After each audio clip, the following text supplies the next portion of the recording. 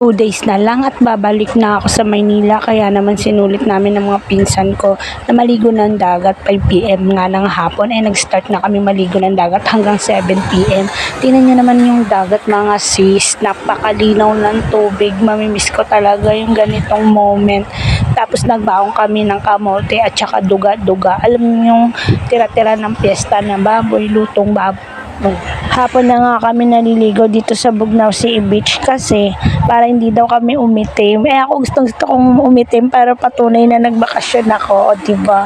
At tingnan nyo naman mga sis, kitang-kita yung buhangin, bato. Malibar talaga ang lugar na ganito mga sis, nakakapag-isip ka ng maayos sa buhay. Mamimiss ko talaga yung tahimik at parang walang problema, napakasimpleng buhay dito sa probinsya. Kaso at sabi ko sa mga pinsan ko na magpicture kami tsaka sa pamangkin ko dahil ayan, patunay na ang itim ko na. Kinabukasan nga ay schedule ko naman pumunta sa mga tita ko na malapit sa school at yan pumunta na kami sa school sa Candabong National High School. Alam niyo po ba nga na pangatlo kami sa batch na simula na yung tinatag tong school na to. I think 1996 or 1995 mga ganon.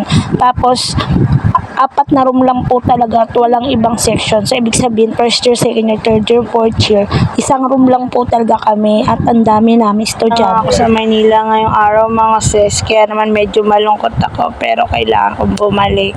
May trabaho akong naghihintay kaya bumili na lang ako ng kalamay. 50 pesos na pala siya mga sis kasi last na bumili ako after 14 years ay 3 for 100 pa. Ninanamnam ko yung sarap ng kalamay mga sis. Grabe na miss ko talaga at nandito na pala ako sa Panglao Airport kasi 5 PM ang flight ko. So ayoko pa sanang bumalik pero syempre may mga pamilya ako sa Maynila at kailangan ko din silang balikan. At ito na, nasa airplane na ako. Tapos after 1 hour and 10 minutes, dumating na kami sa airport.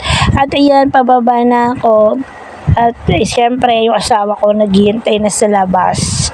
Ayan, naglalakad na ako pababa. At sabi niya, ay parating na din siya. At ayan, nandiyan na ako sa pintuan sa Bay 8. At tumawid na nga ako mga sis din na tanong ko na nga yung asawa ko magaling. Ayan, parang feeling nasa feeling OFW yung peg natin. At yun, nakangiti na nga siya dahil ang tagal niya nang nagre-reklamo sa akin na di na daw niya kayang mag-budget. Ang hirap daw mag-budget na siya lang mag-isa. Kaya naman, tuwang-tuwa siya dahil meron na siya kasi pakiskis pang nalalaman. Akala mo naman talaga hindi nag-aaway. Akala mo talaga totoong sweet. Sige na mga sis, dingin dito na lang. Salamat sa panonood. Bye!